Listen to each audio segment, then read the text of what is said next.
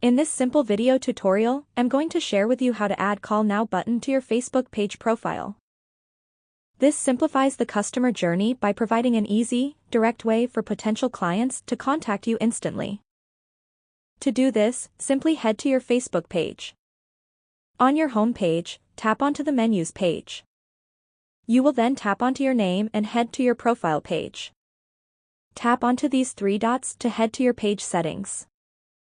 Select on Edit Action button. You will want to tap on Edit buttons right here. You will then check onto this option of Call. Enter your phone number and your Call Now action button will be enabled successfully. This encourages immediate action, hence improving customer experience and leading to more sales. That's how easy it is to add action buttons to your Facebook page. If you have any questions, just let me know in the comments section down below. Please don't forget to leave a like, share and subscribe for more video tutorials like this one.